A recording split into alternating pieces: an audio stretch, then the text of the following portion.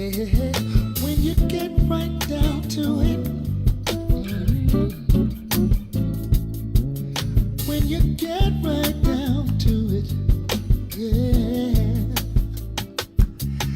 when you get right down to it, oh,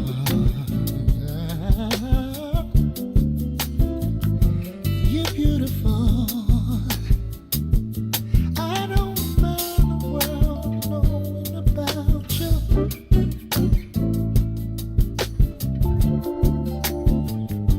You're beautiful, and I don't care what the magazines say. I don't care what the magazines say. Yeah, you're beautiful, simply beautiful, beautiful, beautiful.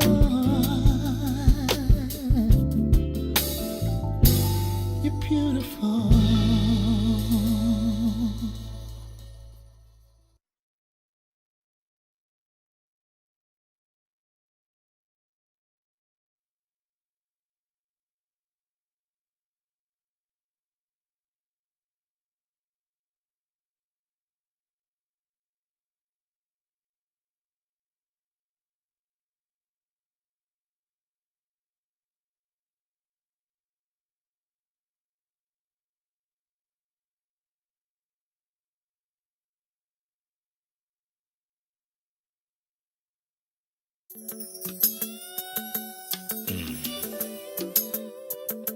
You sure looking good tonight, baby. Oh, baby. I just wanna make sweet love to you tonight, baby. Come on. If you don't mind, Whoa, whoa. let me tell you. Hey there, sexy lady of my dreams. Can I have you here with me? I just wanna love you down. Yeah. I'm making you scream my name. Oh, loving your body. I'll be kissing your body. And I'll be caressing your body. Oh, baby, just come on. Loving your body. I'll be loving, feeling your body. And I'm gonna touching your body all night, baby. Now I'm about to fulfill your fantasy.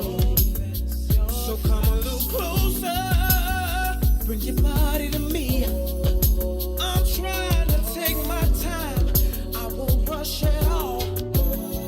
'Cause you deserve the best.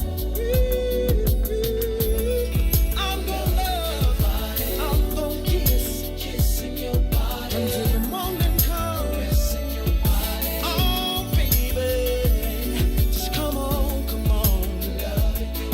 and let me feeling your body. And I just wanna touching your body. If you don't mind, baby, let me love your body. I just wanna kissing your body. Don't stop me, baby. Kissing your body. Oh, baby, come on, and let me feeling your body. Please, baby, touching your body. Baby. La la la.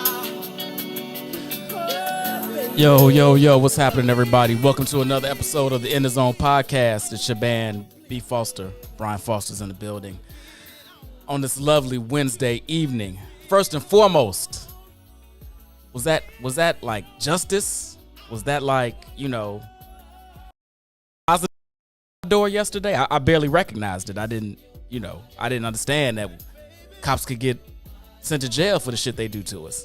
So first and foremost, shout out to the Minnesota court systems and that jury for doing what was right.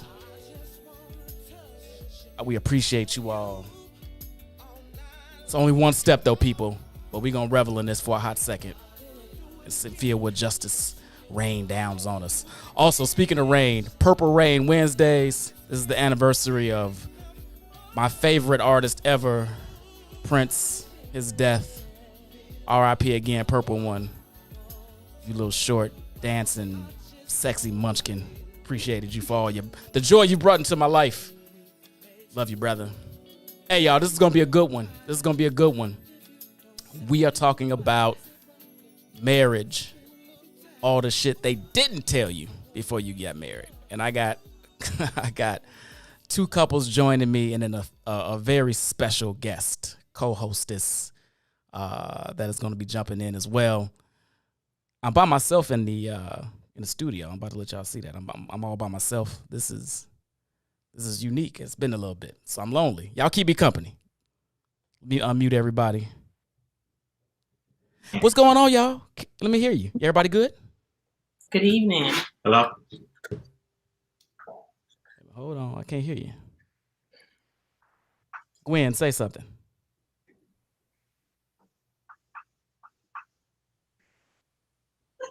You got him hurt. There you go. Gwen, can I?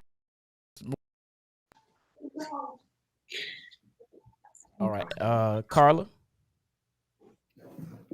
Good evening. Oh, there we go. All right. We got us. The booth got me. The booth has got me. What's going on, everybody? What's up? What's up? Hey. So hold on. Let me make sure I got everybody's last names. I don't want to know about nobody's husband beating up on me because all these women use their damn maiden names. Oh, wait a minute. The Scots used it. All right, Carla, you in check. That's what the hell I'm talking about. You get your life right. First, let me introduce Carla and Dark Scott. What's going on, y'all? Good evening. How you guys doing? We good. Good to see you. You as well. And then we have Gwyneth and Carl, Mar. Haven't seen you all since my very first episode. What's happening, y'all? How are you? Hanging in there. I'm good. How's that weather out there? Fantastic. Yeah. I think it's, 85 today? Yeah, shut up. I didn't really know. I didn't care. Everybody's golfing.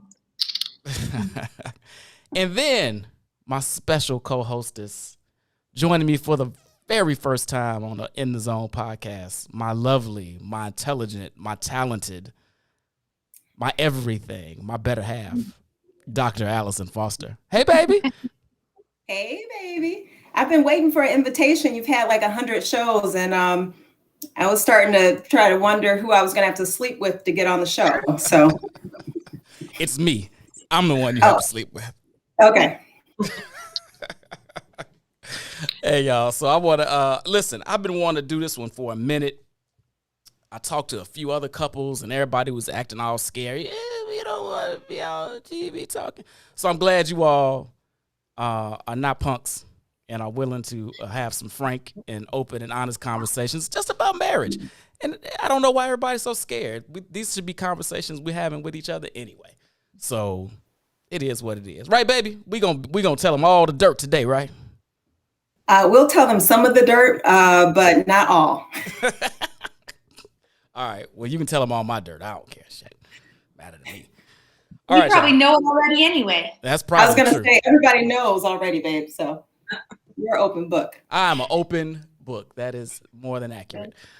But let's start it off. Let's start off sweet. Gwen and Carl, we kind of had this on the first episode, but a lot of folks probably are watching that weren't watching then. So tell me your story. How'd you meet? How'd you propose? All that good stuff. I want to hear it again. So we actually met online. We met on Grindr, right? It was Grindr? Yeah, Grindr. Yeah, that's it. That's exactly it. Yeah. No, we met on this. Well, it's probably not much better, but it's Zoosk. It's yeah.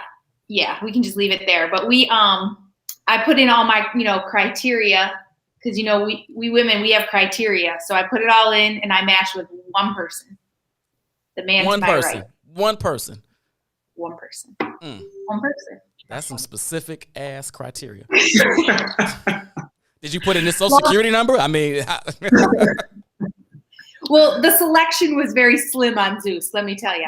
okay. So I was lucky is what you're trying to say. Yeah. No. And then anyway, so we talked for a couple weeks and he made reservations at a restaurant and set up the date. And the first day was 8.5 hours. The rest is history. 8.5 hours. Yeah. Good Lord. 8.5 hours. We closed the place down, not because we were trash, but because the manager was like, I need to go home. So he sent us on our way. And that was a Thursday. We hung out Saturday and Sunday. And we've been together 5.5 years. Yeah. 5.5 years. Married how long? 3.5. 3.5. That's what's up. So Gwen, how did you propose? I did not propose, but Carl did. Oh, I'm sorry, Carl. How did you propose? My bad. I see what you tried to do there, Brian. You're gonna start some shit already. I see. So we actually took a trip to the Dominican Republic. And first of all, Gwen likes to take pictures anytime there's a camera in front of her. So that was easy to set up. So there's a photographer there. Said, hey, Gwen, let's take some pictures out on the beach. So we went out on the beach in front of the water, took some pictures, and then I surprised her and proposed there. Nice. And it was all on Nice. camera. Picturesque. I'm sure those are some valued photos. Yes. All right, that's what's up. The Scotts, give me your story. Well, we used to work together at Southwest Airlines, and Oh shit! Work husband. I was going out of town. Okay, I was late for my flight, and I needed a ride, on the airfield, but not the legitimate way. So I asked him, like, "Hey, can you give me a ride to my gate? My plane's getting ready to leave." So from there, that kind of it kicked off with that. Then we just kind of started talking. Wait. What were the stipulations for this ride? Was he like, you got to take me to dinner? I mean, what? Really? I asked you for your number. Well, yeah. Okay. So now, like, I'm yeah. about to say, I know D a pimp. I know he didn't just give you no ride for nothing. No, just keep it real. Yeah. So he gives me the ride, and I made the flight. I called him afterwards. Yeah. And then I guess we kind of just started dating or whatever. I didn't really like him that much, but Here you go. you know the long season. So then just from there, we just started dating, and then we got to a point where I was like, okay, so now what are we doing? Like, what are we gonna do? And 16 years later in September, here we are. Nice. There it is. There it is. So wait, was that the proposal? What we gonna do? He said, I guess we go get married. Shit, I mean, you gonna put it to me like that? Right. What are we gonna do? So yeah, we got married. 16 years later. Hey, 16 years later, can't be mad at that. All right, baby, you tell our story. I'm gonna sit back. Okay, so you are definitely the storyteller of the relationship, but I'll try my best. So, 2008, I was a young and tender 27, very tender. It was 2007. It was 2007. Oh, what did I say? Oh no, it was 2008. You're right. My bad. I'm gonna shut up. Go ahead. Okay, yeah.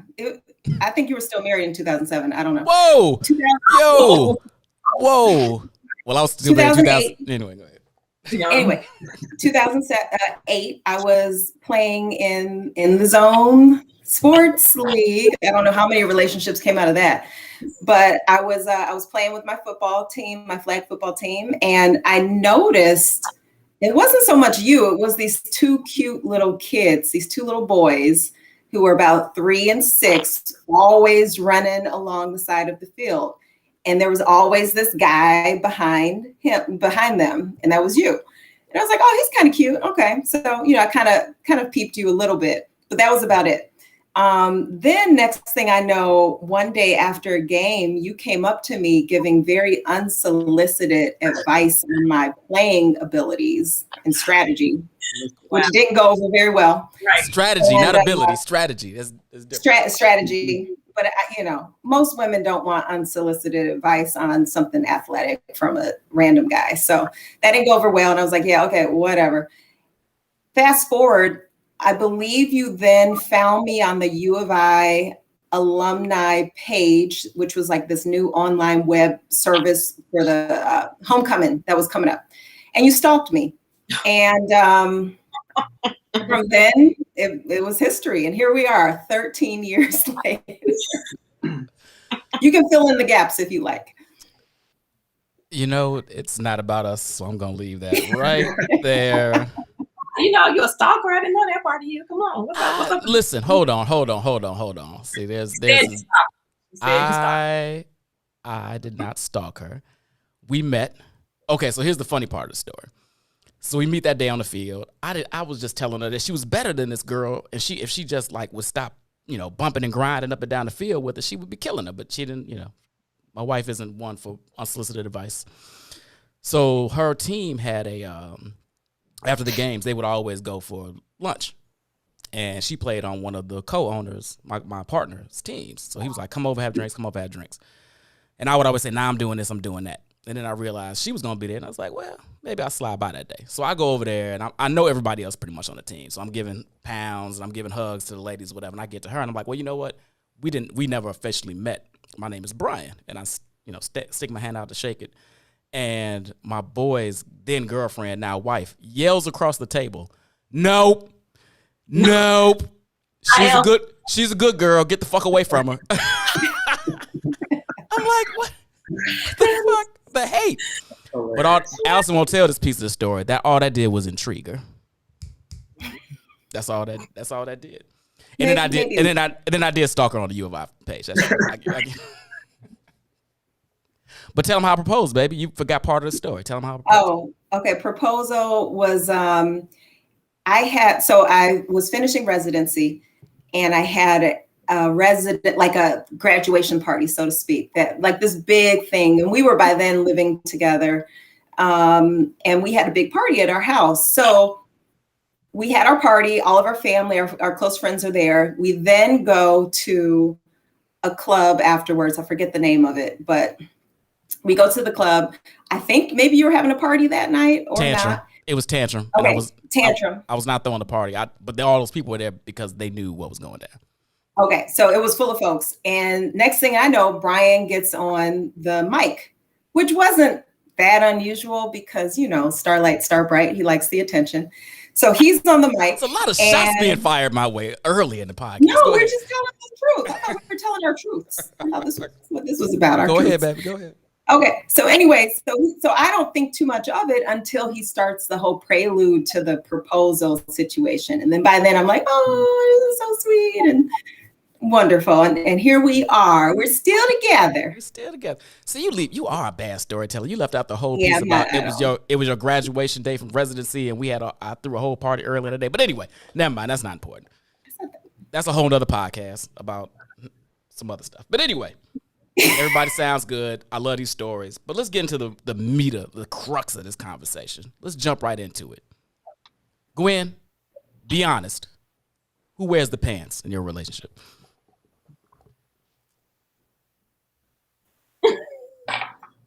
Me? Hey, look. What the hell was that pregnant ass pause? He drinking, you looking at him. Let's go. Shit. Probably. It really depends on the situation, but I would say overall, probably me. Wait, hold on. Carl, would you agree with that? No. I would say anything, it's 50-50. She doesn't, yeah. Yeah, that's fair. I'm going to go back to my first phrase of it depends on the situation. I do think that we play off each other's strengths pretty well. And so there are times where he'll take the lead and there'll be other times that I take the lead. But I do think and this we'll probably talk about this in a little bit, but it really is truly a partnership. And so there are like I said, there are times I'll defer to him in his decision making and vice versa. So you all are going to politically correct me right now and say, we both wear a leg in the pants. I actually literally said that to him earlier today, like right before we started this. And I said, would you say we each wear a pant leg? And he was like, I don't know. So, And it's not like we sit around and kind of think about who wears the pants. Shit just gets done. Yeah. Okay. Sometimes I'll do it. Sometimes she'll do it. But it will get done. So we work well together. That we do. who gives the orders about how they get done though? Not necessarily orders. We just know. Okay. Hey, Who sets the schedule? Who kind of Oh. says this is what we need to do, this is what needs to be done, and Or you do this depends. and I do that. it depends. Go ahead. Gwen don't look like it depends. Gwen look like No, again going depends. So like if it's something social, it's all me. If it's something like financial, or he tends to take more of the lead in that case. But like chores and like getting things done around the house, we have like what each of us does, and we do it. Like it's just it's kind of a respect thing. But yeah. Okay. All right. Y'all are so cute. Scott, who the hell wear the pants in your family? Tell the truth. Well, here's I how do. it goes. For the most part, but you know what? He makes me do it when it comes to the girls, and like having to talk to the girls and different situations. You do. Yes, you do. Go get the girls. Talk to the girls. This. Yes, you do. That's after I've already talked to him. No, it's not. No, I think we both share the role. You know, Yeah, we it's do. okay. You know, I don't look at it who's the dominant part. You know, it's about getting it done and doing it right. Yep. And see where it takes us from there. Boy, y'all. I mean, that's great. That's Yeah. This better be accurate. Don't be out here fronting for the podcast. But I will say, like, I will tell you this. This is a little aside to the pants wearing. I find it sexy as hell when he kind of takes the lead and like is really clear about certain things, because everything is so like it's done together that sometimes when he takes the lead and is like, "This is what we're doing," I'm like, "Okay." So I like it. And I would say, like, sometimes Derek will make a decision, and I'm like, well, dang, can we at least have talked about that? You know, like, you know, I understand where you're coming from, but can we at least have talked about it before it's just done? So you Sometimes. find that less sexy than Gwen does. Huh? Sometimes I have to go back and, you know, things have to be redone sometimes. Oh, here we go. Now we get into the crux of it. Right. So you don't want him to do it because he gonna fuck it up. Is that what you're saying? Just like, I write stuff down, okay? You know, Yes. I might not have the time right, but it's gonna be written down, okay? In some form or fashion. You know who keeps. I just do it. Yeah. You know, Yeah. if it needs to be done, I just do it. And you do it your way, brother, and that don't make it wrong just because it's the way you did it. If I mess it up, I mess up, and we start over. You know, it's about getting to that goal. You know, if you don't try, you never know. Sometimes. You know, Yeah. but for the most part, You do make the decisions. I make the decision. You know, I'm not doing it to be, you know, a jerk or anything like that. You know, I just do it because it's the time and the circumstances. Usually, I'm right there, so I'll try to get it done. But I'm not. You know, if she want to take the role and do something, by all means, she does it. You know, and then I support it. So, you know, we have fun at it, but at the same time, it's about what's the best interest of getting this done, you know, for the family. So Right. one of us got to step up and do it. And that's what matters at the end of the day. I hear that. Baby, who wears the pants in our relationship? I don't really like these terms. These wouldn't be my choices. I almost feel like I'm on a couples game show. So the right answer would probably be me. Okay, but Ding, ding, ding, ding, ding, ding, ding. we both do that though. You do the hell out of that. You do such a good job with that.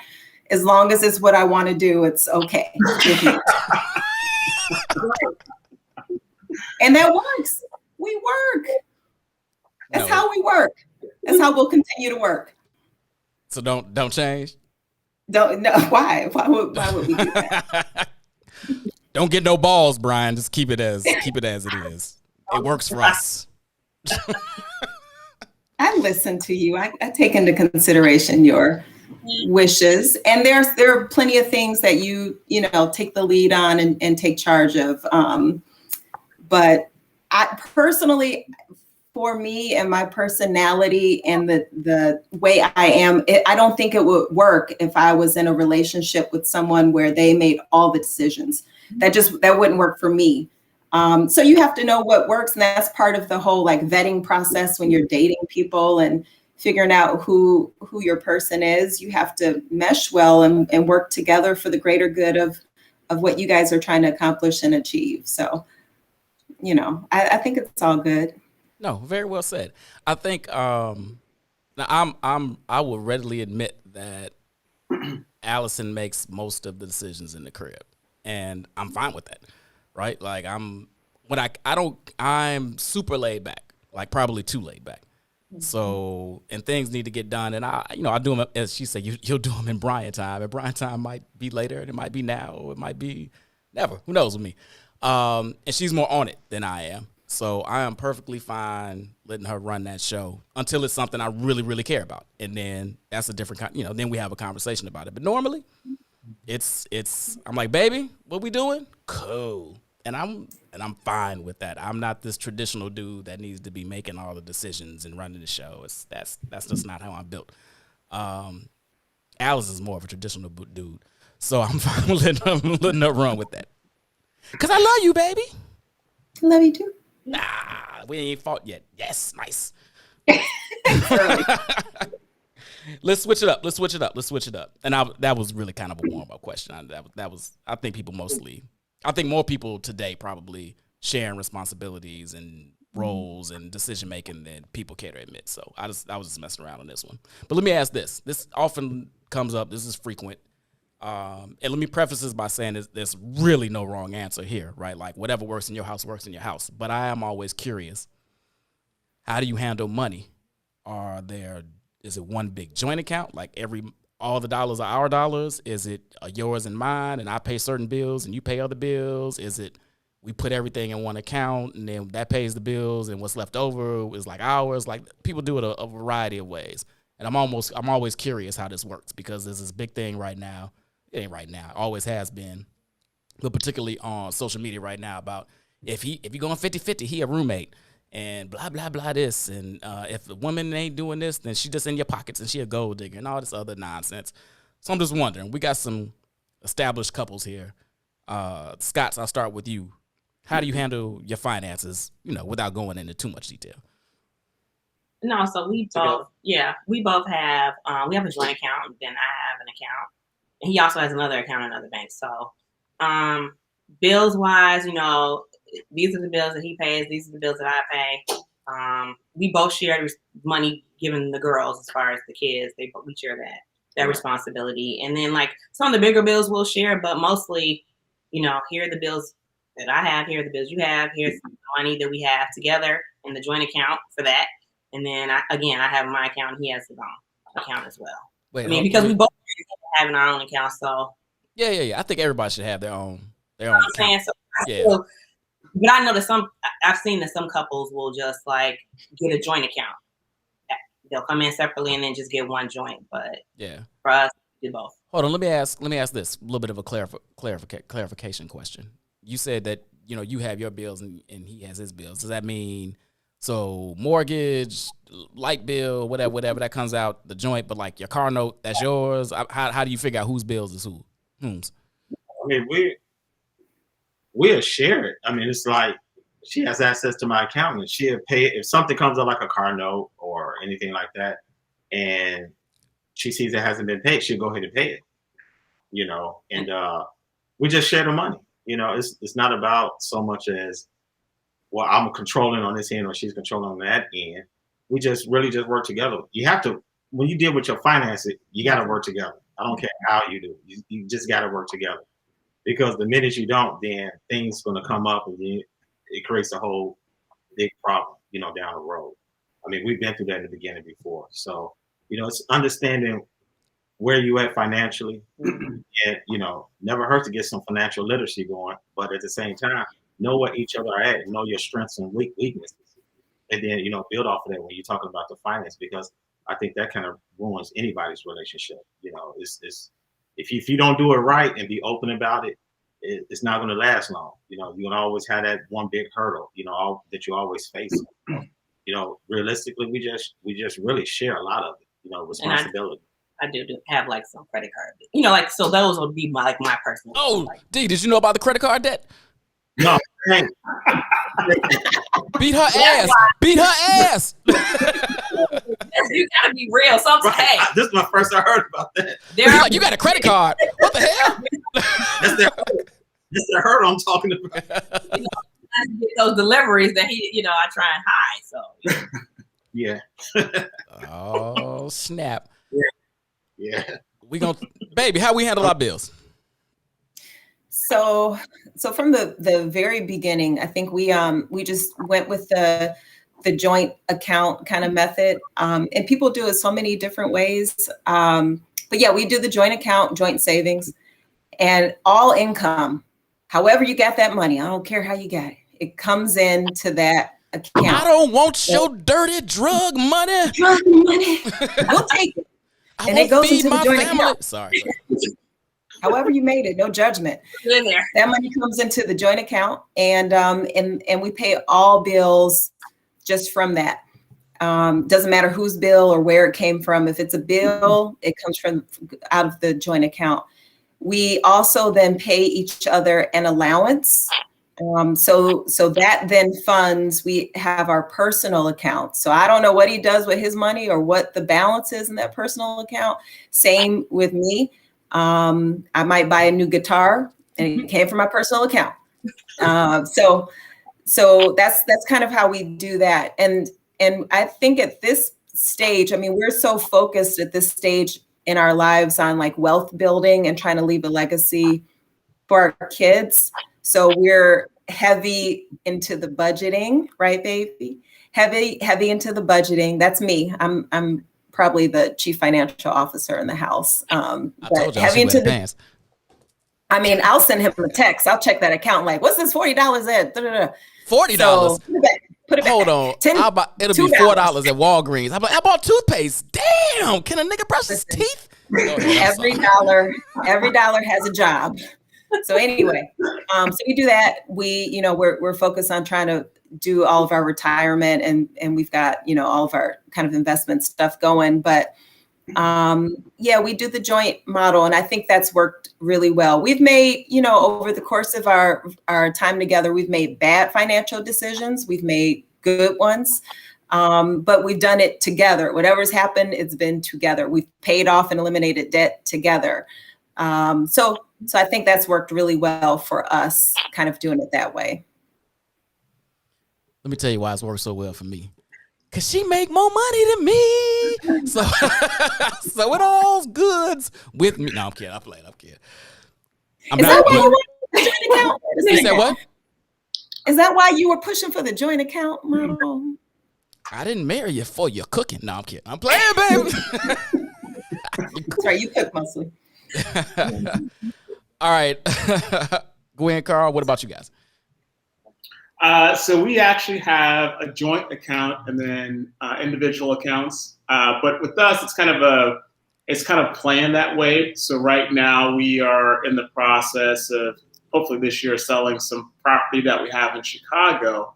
Once that happens, then we'll consolidate everything. So what's happening now is I pay all the household bills and I do the investing while Gwen focuses on her education, paying off her, doctoral and is that all you have left? Yeah, no, the doctorate's paid off. My doctorate's paid off. The Doctorate's paid master's is not. We don't talk about that. How the hell did that work? Yeah. We can talk about a financial. We'll talk finances Another podcast. That's a whole other period. Don't use federal loans if you can use a private equity firm who will fund education. Done. Yeah. Understood. So, yeah, it is planned, and I have to give a massive shout out to Carl because I did come into the marriage with I wouldn't say massive debt, but significant debt with school master's loans and getting a doctorate. So he was like, I'll handle the household while you pay down the debt. And we will be out of debt here probably within the next 4 to 6 months completely, like car, everything, like Nice. don't owe anybody a dollar. So that's exciting, but that's because he joined me in that partnership, right? When we became one, we make similar amounts of money. So, we're pretty even there in terms of, knowing what we make and where that money's going. So, but once we, get out of our houses, we will consolidate everything. And honestly, right now I'm going through an eviction case. So my renter in Chicago hasn't paid rent in a year. So we're paying a mortgage and we're paying rent. And so kudos to him because I'm paying down school loans and the mortgage and the HOA fee and all of that. So, yeah. So let me just say, actually, that should be another topic. Maybe, dealing with like financial issues and wealth building in marriages. We've had similar things. We've got tenants right now who don't pay, but we figured a way around that and contacted some of their family members. So they're paying on their behalf, but because you can't evict them right now, right? Yeah. Oh, I have one of the best eviction lawyers in Chicago if you need one. We are working every last angle. I have a court date in 3 weeks. Okay. We'll get that information. We'll definitely get that information. Because I'm ready just to torch the motherfucker. I'm ready to hire. Yeah, bet you get out now. I'm ready to hire some people I know. Telling you. Bye. Telling you. Well, look at everybody handling their money. Well, look at that. I like this. All right. We don't have no controversy. Hold on. Let's get it started right now. Uh-oh, sex. You already know. I knew he was going there. Gwen knows me. Is intimacy as hard to maintain as rumored when you enter a marriage? How do you keep the fires burning? Or do you just let them motherfuckers die?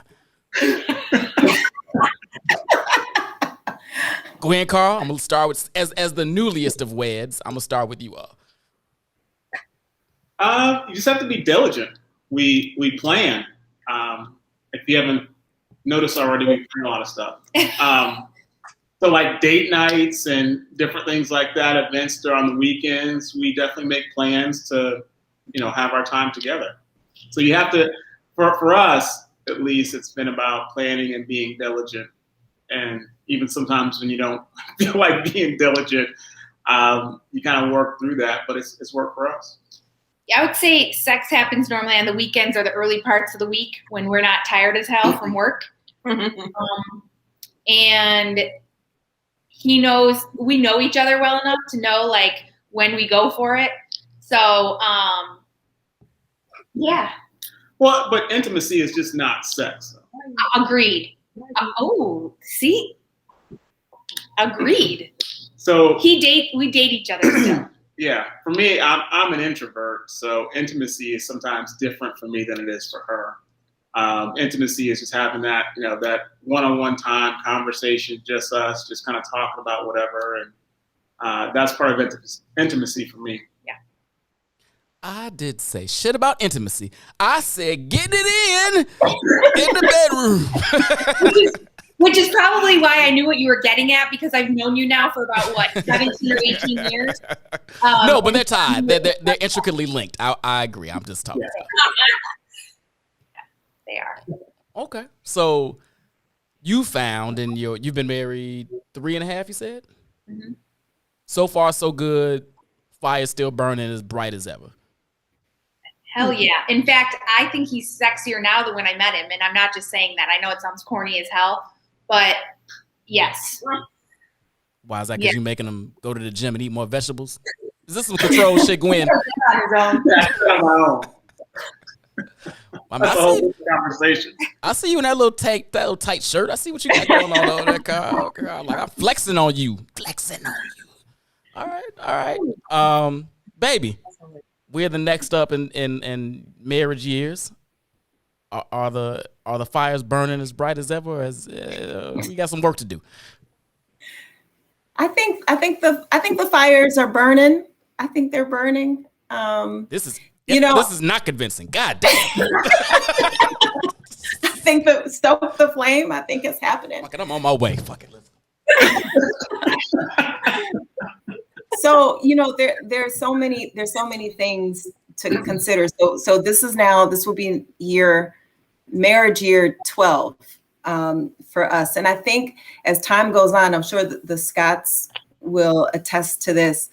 There are different waves of your marriage you go through. There are different periods. You know, when we first started out and then had 2 additional kids, right? When we had our youngest 2, things sort of changed. I think they changed more for the wife than the husband. And your focus becomes your kids, and you're exhausted, and there's a lot that goes on. So you know that kind of puts a dip usually into the whole relationship in terms of intimacy or sex. As time goes on and the kids get older and things, then you kind of hit your groove again. But I think with all of it, you have to be intentional, as unsexy as that may sound, but that's sort of what you know, Gwen and Carl were saying. You have to be intentional. You have to plan. You know, we do date night, which date night doesn't always end in anything exciting, but that's our time together where we, you know, watch our TV show or our movie or just spend time together doing whatever. I think in terms of intimacy, I think we've got really good intimacy because we are always in each other's space, and we can do things together without having to do them together. But I think there's probably room to improve in terms of being more intentional, which I think we've been trying to do as of late, which works well for me. And you've been in that gym too, baby. Let's not act like you're not over there with the shoulders and the chest. Right? I mean, a little snug, a little young on you. You know. Shirt off summer is coming. If y'all see me walking down Michigan Avenue with no shirt on, just know I warned you. I've been working towards this for a minute. Lord, oh Lord. No, I agree. I think the key part of that that Gwen and Carl touched on too is it's this intentional time spent. And when people say, you got to make a date night or that sex night or whatever, I was like, all right, that's cute. You've been dating 6 months and it's all it's all fun and games until, somebody's in school or somebody got a new job or you have, a kid or whatever the case may be, life intervenes. And the longer you are together, I think you do have to be a little more intentional and purposeful about how you spend that time. Because you could turn around and it'll be 3 weeks later and life is just taking you separately. And I'm not just talking about sex, it could be anything. So, I think being a little bit more planned and intentional. And I'm gonna be honest, I look forward to date night. Like, I'm like, whoo, I'm at work. Get me some tonight. Tonight. Do a little dance. People at work like, why you so happy today? Date night, motherfucker. So, people might think that's not hot and sexy or whatever. Whatever. I just told my girl this shit today. She's getting married in August. And we were having conversations about oral sex. And she was talking all this oral sex stuff. And I was like, that's cute. Talk to me in 5 years after a couple kids and we'll see where that's at. We'll see where you at with that, girl. But baby, the fires are burning, the embers are burning right here for you, baby. They not going nowhere. You keep on wearing that scarf and them jogging pants. It look good to me. Just so That's you know. right. That's right. Come to bed with no lingerie. I don't need all that. It's just coming off anyway. All right, Scotts. Where you at? It's us. Okay, so pretty much for us, I'm gonna say for me, yes, the fires are still burning for both of us. But but there are ups and downs, honestly. I mean, there are times when you like yes all the time, and then there's times when you like, not right now, not today, maybe tomorrow, whatever. But I think for us, we just weather the storms. It's just like, you have to keep it interesting. You have to keep it sexy. And it's in different ways because it's not always what you might wear or how you might, or look. We've added, sometimes you got to add some stuff. So we've Okay, added. hold on. Let's do it. Yeah, talk about this adding. Talk slow. Talk slow. Sometimes you gotta add some things. Get my notebook out. You know, so What you adding? add a role play. You can add a role play. You can add some props. Just keep it fun and interesting. I take it anywhere I can get. No shame in my game. Brother, you ain't lying. No. So hold on, wait. That's a good. And D, I'm gonna let you jump in there, but that's a good point, Carla. Like how we're saying be intentional, have date night. We kept it a little light and fluffy. Let's get a little freaky here. What are you doing to keep it spicy though? Yeah, you gotta add some things. So, what would you? How you want I ain't telling them every day. Derek's like, I'm a German waiter once a month. Name Hans. I'll text him, just strike up a conversation, start saying some freaky, whatever. I'll send him a text, send him a picture. You gotta spice it all the time. You had 16 years. You Send them little pics. Send them pics. You about to get in the shower, take your phone with you. Shoot that video. I ain't never did that kind of shit. You're like, Now, wait, do you ain't you never. delete that video, or is that video in the cloud now? Where's that video? No, there is no video. Let's be clear. Nah, There is. nah. I'm about to be a politician. I can't have no videos out.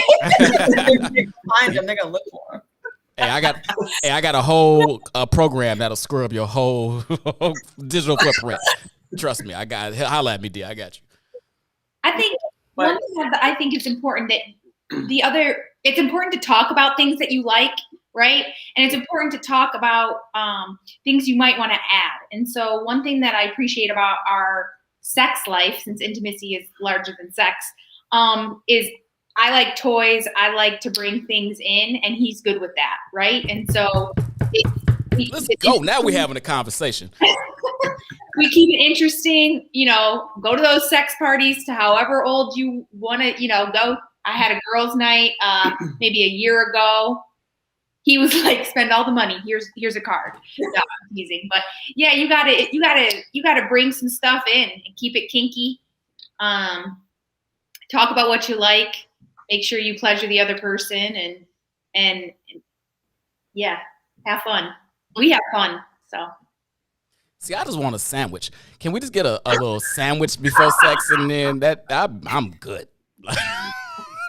I don't need toys. I don't need a French maid's outfit. If you cut to bed with a sandwich and a glass of Kool-Aid, I'm turned on. Shit, let's Allison, please tell us he's lying. I'm not quite sure.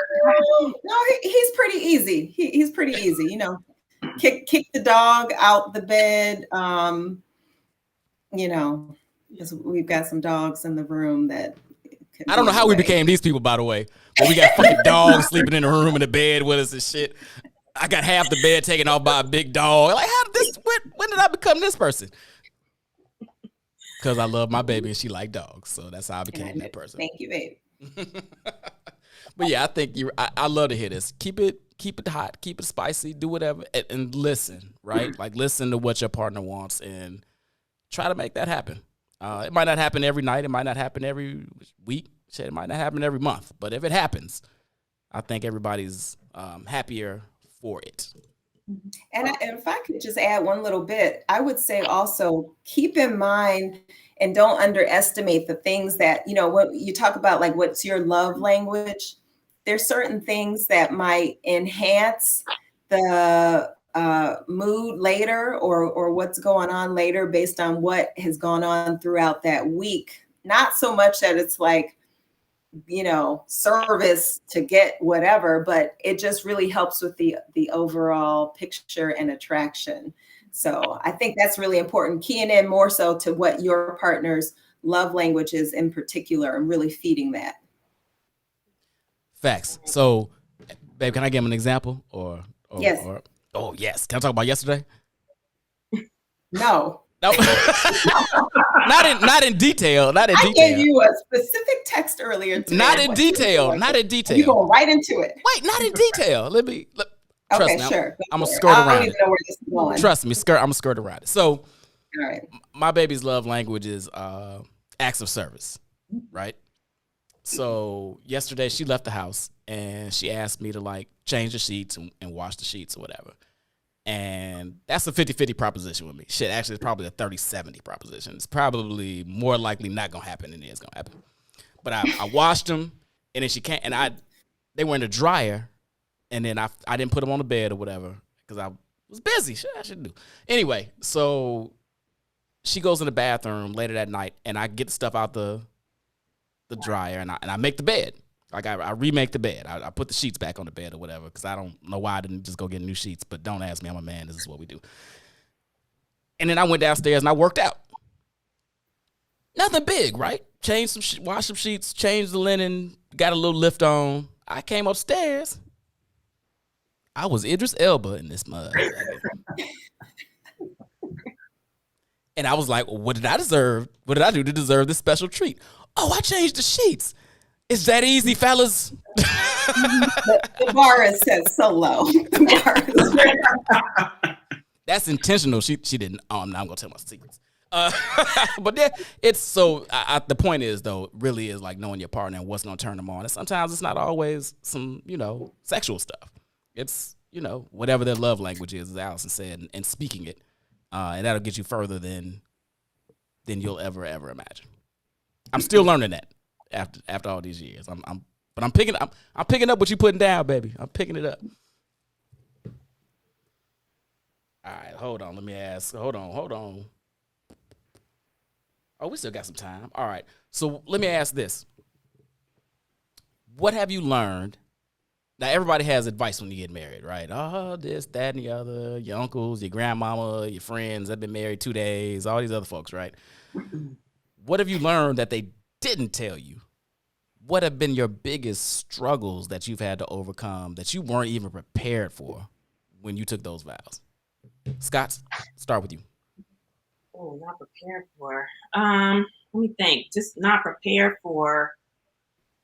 Yeah, I always listen to everybody. Right. I mean, you're gonna get advice. Well, when you're talking about getting married, people give you all this advice, and you just have to really understand that each person is a human being. Even though you guys are coming together, you're still, two totally different human beings, and you have to talk to one another and communicate on your own level, understand your own communication. You can't just run with, girl, you do this, or some stuff is. The advice that you're given, it just doesn't even make sense, and it doesn't help you at all. Like, let him make all the decisions, or sometimes I hear some things that are just like, women, we do everything. You can do everything in the marriage. I mean, you have to just make it your own. You can't listen to what everybody else says. And I'll say probably for me, I'm just trying to think of some bad advice that I was given. Probably that. Okay, so Derek had a daughter Derek had a daughter and I had a daughter when we came into this relationship. And so I think you just have to, for yourself, I had to build my own relationship, like with his daughter. And I was told that wasn't going to be easy. That's going to be, and especially the daughter and the mother.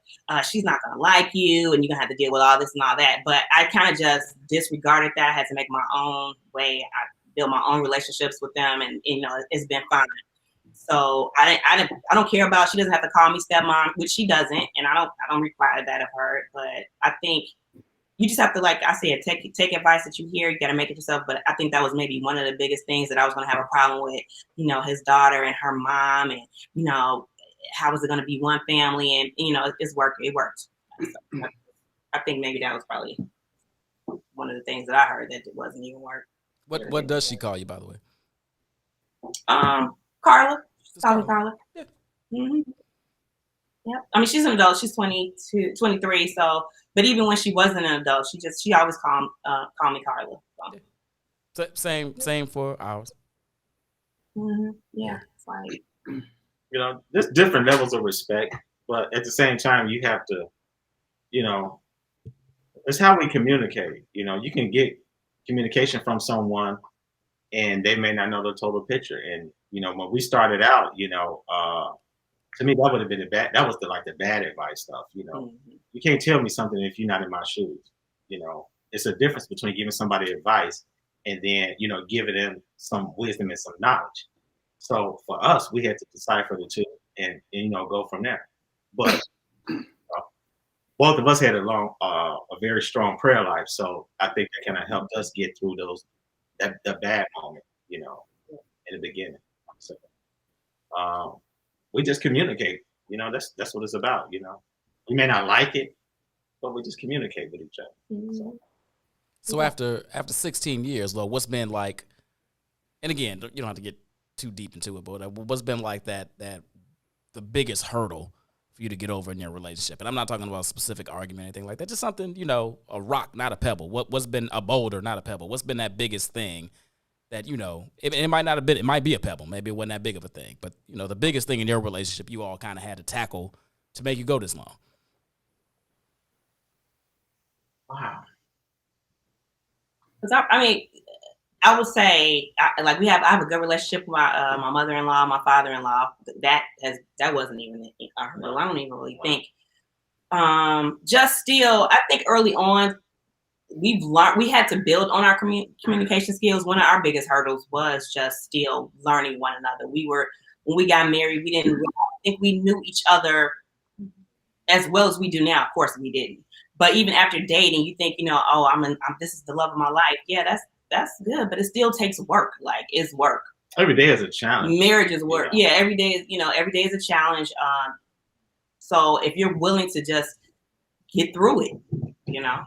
And plus, you know, as a couple, you know, we have goals that we set, and we're trying to attain those goals. So that becomes a challenge right there within itself, you know, because we both want to be able to do things that we haven't been able to do before. You know, yes, we want to leave a legacy for our family. We want to be able to, you know, teach them how to do things the right way. You know, it's when you have a family and 16 years I think it's a decent amount of time, but at the same time, you know, every day can be a struggle, but it's how you attack it.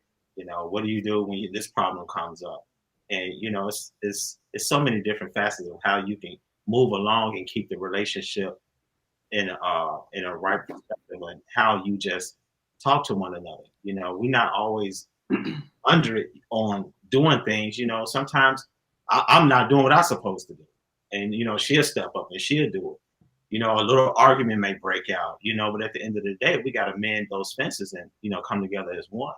You know, I think that's the key to a relationship like this is you got to communicate. You got to be prayerful, you know, because you're going to be hit with obstacles day in and day out. You know, that's what makes the relationship strong. And that's, you know, if you can conquer those things, you know, we have a lot of fun with each other. You know, it's not a dull moment in our house, you know, and the things that we do, it rubs off on the kids and they see it, you know, so we're full of joy in the inside, but at the same time, you know, tomorrow something can come up. How do you attack that? You know, are you going to let it tear you down or build you up? So, you know, I think that's it. Please, we had a little spat earlier. Oh, really? Please, we had a little spat earlier, right? He's like, wait, did we do? We had a little spat earlier, right? We was going to the gas station. I'm like, then it was like, well, forget it. I'll just go. So then I left. So we kind of went talking, and I called him back. Okay, so what you want to eat? Because, you know, we got this thing that we got to be on. So we got to get our attitude. Hey, wait. Women apologize in two ways. What you want to eat, or they get in the bed naked and they put their little booty on you. Like, that's how y'all apologize. Y'all never say I'm sorry and shit. Don't be mad.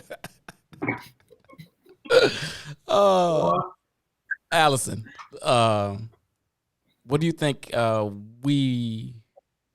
biggest hurdle has been, and what did you walk into this completely unprepared for? So, you know, I think I just walked into it not knowing what marriage really would entail and what that meant. It's interesting when you get engaged, you know, all of your little friends are all happy and yay, it's so exciting. And then you have the older couples, the established couples, like, you know, who are your parents' age, and they say marriage is a lot of work. It's a lot of hard work. And you're like, why are you being such a downer? And then as time goes on, you realize what they mean. It is work. It's a daily choice And I think the Scotts said something to that effect, that you're choosing every day to kind of make it work. And as you know, that doesn't sound so awesome and glamorous, but it's the truth. It really is a daily choice to try to make things better, to understand your partner better. I think for us, communication has been our ongoing, I don't want to say challenge, but just what we continue to work on. And I'll be quite honest, it's probably more me than it is Brian. Brian is pretty easy. And you know, what happens is he won't say anything. And then over time, stuff builds up and then he like snaps, you know, versus every little thing that bothers me, he knows, and I'll let him know. So, you know, that's something that I have to be more aware of. I have to be aware of the words that I use, because words matter. So I'm working on that, trying to, you know, be more mindful of all of that, for, you know, taking into account how that might come across. But I think over time, the balance of us being together, we've continued to improve, and we are both committed to being in this unit and being together, and we want to get better with our marriage. So that, I mean, that in itself is great. Kind of to the point that was just talked about with a little spat earlier, and then like, what do you want to eat? Yeah, I think we're at that point now too. You know, we would get in arguments before, and I'm real good at, I don't have to talk to you for days can go by. I'm not talking to you first. You can talk to me first. And then as time goes on, you realize that's really stupid and really silly, especially when you have kids and they're like looking around like, are you not talking, or are you talking to him? That's weird. So you know, so you try to do better as time goes on. But I think we're at that point now where we could be mad at each other for something that happened like a half hour ago, and then we just can start to move past it. That just recently happened. Here's a funny story. We're in Mexico. We went to Mexico for spring break. I don't even really remember what happened, but something happened. Oh, I remember, motherfucker. Oh, okay. You tell the story. No, go and tell your version. Tell your side of it. I don't remember it. I just know I walked out of dinner. We're on the resort, so it's not like we were somewhere. But I got up and left, and as soon as I stood up, I was like, "Well, now I'm committed. I have to leave. I can't come back down." So, and I don't. You know, the resort is huge. It's nighttime, so I'm like winding through like trapezes and stairwells and everything to like get back to the resort. I went the wrong way, and I'm thinking the whole time I'm going to run into him on the way back to the room. That's going to be really annoying. But then that next morning, so this is like late at night, the next morning we talked about it and we were over it. Whereas years past, that would have been for me, I'm not talking to you until you apologize with like roses and all kind of sentiment in a song. But that's silly. And that doesn't make, you know, that's all self-serving to me. And I know that I was probably at fault for whatever this was. I don't even remember what it was. It was probably Brian's fault, actually. Damn, we were almost there. We were this close. I don't remember. But anyway, so yeah, so hard work. I don't want to take up too much time, but just the point of that's all right. Listen, hold on. Let me real quick. WeCo Wednesdays, that usually follows us. Yes, it's called WeCo Wednesdays. Y'all heard me right. That's my frat though. I love that man. He had a death in the family. So DJ, our prayers to you and yours. Condolences. So no WeCo Wednesdays this week. Condolences to that man. But I say that to say if we go over a little bit too, no problem. Go ahead, Allison. You didn't tell the whole 20-minute story. Yeah, I actually want to hear. I'm curious to hear what Gwen and Carl think about this question. I haven't even said my piece yet. This is fucked up. Oh, I'm sorry. No, forget me. I thought I was a co-host, so I was trying to. No, you trying to speak for the both of ours? It's like the both of ours. This is both of ours. Oh, okay, go. I'll circle back. Go ahead, Gwen and Carl. I have to agree. I think the hard work. That's the thing that, you know, like you said, usually young people, people that are more your peers than they are your seniors will tell you, or think, you know, why are people saying it's hard work? But as I kind of think about it, you know, hard work isn't a bad thing, because that means you want to improve. That means you want to get better at something. If you didn't work hard at it, then you're okay with the way things are. So yeah, it's hard work, but it's good hard work, because I think we get better. And I can only speak for me from the challenge. I think for me, it was communication. But not so much with, it's obviously with Gwen, but the problem wasn't her, the problem was me. So what I'm finding in us being married is I'm uncovering a lot of things that I thought were important to me that hamper our ability to communicate effectively. So that's kind of been a revelation. I'm kind of going through that process and kind of thinking, hey, why am I holding this grudge? Because just like you, I can hold a grudge for at least a half a year. Woo! He said half a year. Now, That's on the low side. That's on the low end. I could just walk away. I'm good. I'm Gucci. But obviously in a marriage you can't do that. So it's forced me to really think about why I do the things that I do. And I think obviously as we get older, we start to mature and kind of unravel that. But I think for me, that's been the biggest challenge in us being married. Yeah. So yes to that. And I love you. Man, I love him. Ooh, somebody get some tonight, Carl. Let's go. I just appreciate that reflection. So one of the things that people didn't make very clear, right? You hear marriage, you think love, is it love? Is it lust? For me, it was really important. And I realize this now and too late because we already said I do, but I really like Carl for who he is with or without me. And what I mean by that is he, like, who he stands for, how he operates in the world, how he moves through his everyday, his friendships, how he conducts himself, right? And I genuinely love and I really respect him and I like him, right? Because marriage, there are times when you feel totally in love, and then there are times you're like, damn, like I'm struggling right now. Like I know this. I hate you.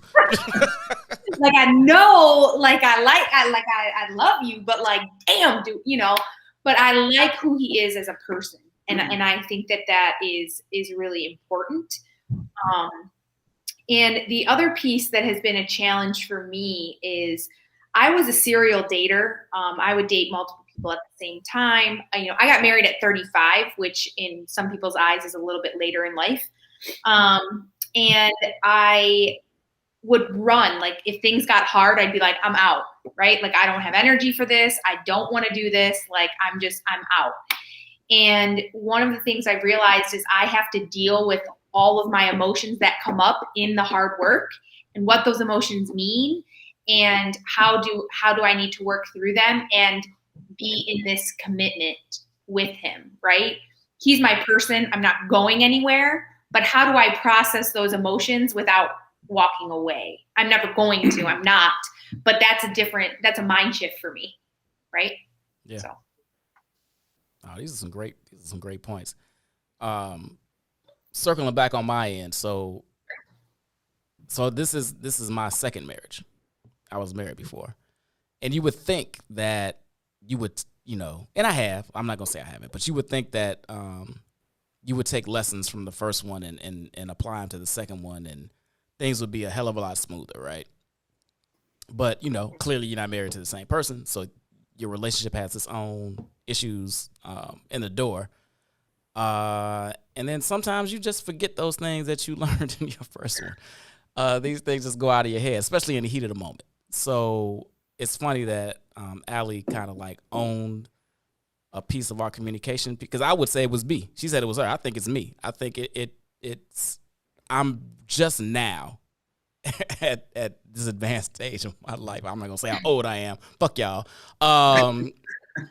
Turning this corner where I think I'm a better communicator, a little more patient, and less angry. Just like little stuff. Just doesn't set me off like it used to. And for me, to be honest, it's always like we would get into these. I don't even know if she knows this, but we would get into these situations, these arguments. And since I've already been divorced, in my head, I'm like, you know what? I don't need this shit. I made it out once. I'll make it out again. And I'll be fine. But, no, I won't. I'd be fucking done. I'd be toast. I'd be nothing. So, but pride, ego, which I have a little bit of, swells up and I had these, you know, these stupid ass thoughts. And then, but that was, you know, forever ago. And now I've gotten past that and I know that, you know, this is the best thing that's ever happened to me. And she's the best thing that happened to me. And I try to keep that in mind even when she's working my last nerve, because that's just living together. That's just being around somebody so much. That's just being in love, to be frank. And I don't think anybody ever tells you that, right? Like, there's going to be moments where you want to choke the shit out of each other. And if you've never wanted to choke the shit out of your man or woman, you ain't never been in love. I want to say that shit. If you ain't never woke up one day and say, I love the shit out of this mug, just look at them while they sleep like, I love this person. And then the next day woke up and be like, I should smother this motherfucker with a pillow. You have never been in love. I'm just going to put that out there. So yeah, it's a whole journey. And nobody really, even the people that tell you that, can't really tell you that. You have to experience it. And it sounds like you guys are traversing this road perfectly together, and I love it. Let's flip it. Let's flip that question on its head. And let me make sure I'm saying it right. That's why I get my little notes. What pieces of advice did you get that actually benefited your relationship? And what have been some of the biggest joys about being together? Gwen, Carl, I'm going to start with you on that one. You first. Laughter. It was always, people always said, like, make sure you laugh a lot, have fun together. And yes, and yes. Like, we laugh a lot. I probably laugh more than he does. He picks on me because I find myself funnier than he thinks I am. But he's pretty damn funny. He has his one-liners that are just fantastic. So we laugh a lot. We have a lot of fun together. I mean, we're just always up for a new adventure, exploring the world. You know, we don't have kids, so that's a different dynamic too, because we're each other's family. Like, this is it, right? Obviously, we have extended family, but we're the nucleus. So, and I would say, what was the second part of that question? Oh, the biggest joys. Oh man. Yeah, biggest joys or something somebody told you before you got married that actually was helpful, that actually turned out to be true. Yeah, I think one of the biggest joys for me is watching Carl continuously step into the greatness that I see in him. He is. Damn, Gwen, you in love to the mother. Yeah, I know. No. Sometimes I pinch myself, like, where the hell did the old me go and the new me come from? My friends sometimes say the same thing, but he's just really, he's a really remarkable human, and he doesn't, he jokes around and is like, yeah, I'm the shit. But like, really like seeing that and internalizing it is pretty amazing. And then also, I would say watching him be vulnerable with me has been a big hurdle for us. And so it does bring me joy when we're able to be vulnerable with one another. That has not come naturally for a variety of reasons. And so that's another.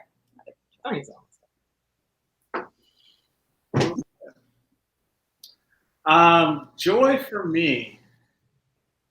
It's interesting because if you can't tell already, Gwen is the extrovert, I'm the introvert. We're like way apart. But over the years, for me, it's been interesting to kind of step into that extrovert world and kind of see where she comes from. Usually when she goes out, she does what I like to say, call all the peopling. So she talks to everybody. I just kind of lay back in the cut and watch, you know.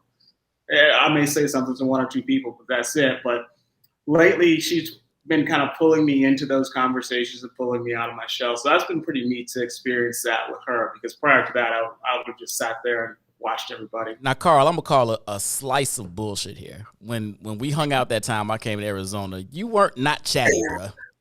Yeah, you weren't like sitting in the cut just quiet. He may have been buzzed. Right. Fair enough. Yeah, that was a different scenario. When I had a little bit of bourbon, it's a different scenario. But yeah, I think and just growing with Gwen, we've come a long way together and individually. And it's kind of neat to see, not only how we started, but where this is going. I'm really kind of excited to see how we change as the years go on. I mean, I can see a big change in Gwen and just her personal growth, and that's really cool to see. Yeah, that's what I enjoy. That's what's up. Scotts, what did you? Now y'all been, I mean, you going on damn near 2 decades, so I don't even know if you remember what anybody told you back in the day. But what little piece of advice did you get that translated and actually worked out for you? And what are some of your biggest joys just in being married? I actually was gonna say I really don't remember much advice, but I do remember just trying to carve out space for both of us, like for us together. Just we have to do something together. Like I remember being told, just make sure you and your husband are able to do something together. And so that's been one of the things that I have to try and remember. We need to do, like we need to go do something together. Let's go to a movie. Let's go downtown. Let's go, traveling. So, doing something for us. We have 4 girls, three here with us. So it got kind of rocky, not even rocky, but it was like we had 2 kids back to back. So we didn't really have that much time to do something just for us together. But now that our girls are older, we're able to do more things. So we're still remembering, that's something that we remember to do. Just, try and travel. We got to do something together, carve out some time for us. And then I would say one of the joys or something that really just keeps us laughing is, we just love to quote movies. I mean, I don't even know where it comes from. We'll just think of something and we'll just both do it, and then we'll just start cracking up laughing. So it's just keeping that laughter, keeping, things light, funny. That's something that I would say is one of the joys. And like I said, just remembering to do something together as a couple throughout life, throughout the, months, throughout the years has been probably one of the things that I do remember, some advice that I was given. What would I say? Yeah. I think the best advice I was given was don't listen to everybody's advice. Yeah, you have to live your life. Yeah. I live my life for somebody else. Yeah. They shit fucked up. That means bring it together, make it one. So we just did us. There was really not a script. No, we just have to do us. And what I mean by that, just love each other. And like I said, it's not going to be 100% every day, but just love each other, respect each other, communicate with each other, and say what? One of your joys, my jokes. Yeah, absolutely. You like your ass ain't funny. Shut up. Not funny. I am funny. I am funny. Okay. All right, I got your funny. Carla, I bet you're funny. Thank you. She is funny. She seems funny. Thank you. See? Funny looking. No, I'm just kidding. Don't you start. See, that's their love language. They play fight. That's their love language. I can see it already. I keep the papers in the trunk of the car. She made a mistake. It's over. Really? I'm telling you. It's 16 gonna be a fry. It's gonna be sour. A sour 16 for you. Yeah. Okay. I'll take it. She don't look convinced in the least. Mm-hmm. But so, no, we go ahead, D. We enjoy each other. I think that's the joy. The joy for us is having the girls and just having fun. It's not gonna be, like I said, every day is not gonna be 100%, but you have to make it that way. Yep. And that's what we love about each other. Yep. I feel that. I'm gonna start this one. I've been pitching it to Allison all night. I'm gonna start this one off. So again, second marriage. I've heard 1,000,001 things from 1,000,001 people, which I frankly don't remember at this point. But I did get one piece of advice that I've carried with me, and I try to implement. I'm not always the best at it, but it still It's one of the few things anybody's ever told me that has really stuck out to me. And it was framed to me as this. So when you're in an argument with your significant other, what's your what's your ultimate goal? What's your end game? And of course, my answer was to win. Right? That's me. I want to win an argument. And they were like, okay, so if you win, your partner loses. So you want your partner to lose? You want your partner to be a loser? You want your partner to feel bad? You want your partner to feel defeated so you can feel better about you? And when said that way, I was like, oh, okay, wow, so then I'm the jerk in this scenario. I get that, right? So the end game shouldn't be for me to win the argument or the debate. The end game should really be us to find a common path, a common denominator, or at least try to, come as close together in this debate as we can to a mutual understanding. And that's tough to do when you're in the middle of something. When you're in the middle of, because I'm a debater. If it wasn't for school, I'd have been a lawyer. I don't like that school shit. But I'd have been a lawyer. I like to debate. I like to win my arguments. I'm competitive that way about the silliest things, much less anything that means something to me. But I got to keep putting that back in my head. Like, well, if I feel great at the end of the conversation and she feels bad, did I really win? So that's the one piece of advice that has always stuck out to me. And I don't always implement it the best, but it's something that I took away, and I hope other people can take away and use it in their own rights. As far as the joys, again, I've got another marriage to compare this to, and this is by no means a shot at my ex. Like, still love her, still great people, we're still good friends. We are the definition of a blended family as far as I'm concerned. We're not perfect, but we do pretty well. But Allison supports me and understands me in a way that nobody ever has. And I've got to always give her the props for that, because I'm not easy. I'm not an easy dude. I don't know if y'all realize this or not. I'm running around, throwing parties and doing podcasts and all this social things, and just being me. Like, I'm a smart ass and blah blah blah blah. And I understand that I'm not probably the easiest cat to love, and the fact that she accepts me for who I am and makes me want to be better every day because of how fantastic she is, and I want to live up to who she is. And what she, not expects out of me, but sees in me, the potential that she sees in me, that I want to grow and make that happen every day. And I value that and cherish that more than anything. So anybody that, I'm going to say this to the people out there, anybody that makes you want to level up and up and up and up, that's the person you want to be with. Anybody that's cool with you being stagnant, anybody that's cool with you being less than, anybody that's cool with you not wanting to be better, and whatever it is you want to be better in, I don't know if that's who you want to be with for the rest of your life. So those are my joys. That's what that's what I take away from this, and that's why I love her. Allie? Oh, okay. So, so a couple things. Piece of it. I just. Are you breaking my light? I'm breaking your equipment in here. You're speaking of podcasting. She breaking my. I take it all back. Everything I just said, I take it back. I think it was already broken, but no, it was already broken. It was already broken. Okay, it's done, but we won't worry about that. Anywho, so a piece of advice that I got that was fantastic, and it was from my mom, because she's awesome and has great advice. She is. She's awesome. She is.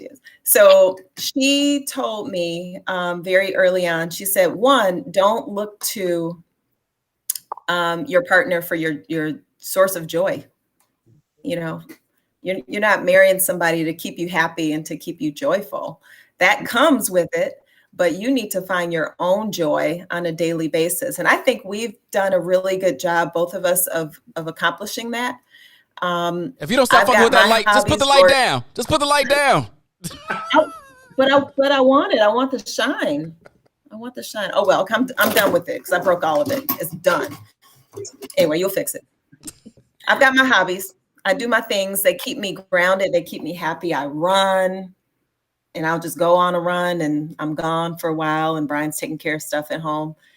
I play the guitar. I garden. I've got him camping now. I mean, and he supports everything that I do, but these are all things that really bring me an infinite amount of joy. And Brian has his own stuff. Lord knows he does. We all know all the stuff Brian's into. And I support everything that he does because that's him. That is him. And if he wasn't able to do those things and have that outlet, he wouldn't be the Brian that we all know and love. So, and that's part of what initially made me fall in love with him. You know, I saw how I'm going to piggyback off of Gwen. I'm about to take a page from your book. I love watching him step into his greatness and his brilliance. But that was part of when I first started dating him. I love the way he moved in space, and I loved his relationships with people and the way they felt about him. I loved his ex-wife. How crazy is that? She's an amazing person. Like, she's fantastic. And we've had this great relationship, and we have this great blended family. That's great. I've taken a lot of his own friends that I met through our relationship together, and they are now my good friends and not your friends anymore. My friends, every female friend I've had is no longer my fucking friend. they're your friend too, but they're my girls. So anyway, it's just what happens. But if we break up, I'm taking them back. By the way, I'm taking them back. They're mine now. They're gonna be written up in the divorce. Anyway. So those are all things that I loved, and it would be if I limited him or tried to put restrictions. So I couldn't limit him, but if I tried to put restrictions on what he did and how he moved, then he wouldn't be the same person that I fell in love with. And that's something that over time I've had to realize a little bit more. You know, you gotta let Jimmy be Jimmy, to take a Dreamgirls reference, but you know, you gotta let Brian be Brian. Let B False be B False when he's gonna be B False, and just let that show happen, and everybody enjoys it, and then he's back to Brian because it's mostly bullshit, but it's okay. Hey! That's a lie. People, B False loves you. Don't listen to her. And joys, you know, the joys that I really take to heart. We have a great time. We have fun. I think sometimes the daily, you know, trudging through life and dealing with like household drama and bills and kids stuff and everything that comes up can kind of make the waters murky and kind of muddy the waters, so to speak. But we have to get back to things that really bring joy, and that's traveling, that's going out, you know, to dinners and watching movies and listening to music and just having a good time together and laughing. And we do a good amount of that. So that's what I would have to say on that. Oh, hey y'all, we are at time. I really, really, really enjoyed this conversation. You don't even understand how much I appreciate you all joining us and being frank and being honest and being open. I wanted to do this show like 2 months ago and couldn't get anybody to do it. So I'm glad you guys, were brave enough and bold enough to come out here and tell your truths and live in it. I love you guys as couples. When Gwen and you guys, when you guys come back to Chicago, Carl, we all need to hang out and have a couple of drinks and do our thing. Hope everybody's fully vaccinated. Get your vaccines. I'll put that out there. Another episode of In the Zone podcast is in the books. Thank you everybody for joining us. Thank you everybody for watching, and thank you Allison baby for being with me and doing this for me and with me. We will see you next week where me and my guests will draft the best black actresses ever in Hollywood. I know y'all love the drafts. We're bringing it back next episode. Peace and love. Take care of you and yours. Until next time. See, I don't need no alcohol.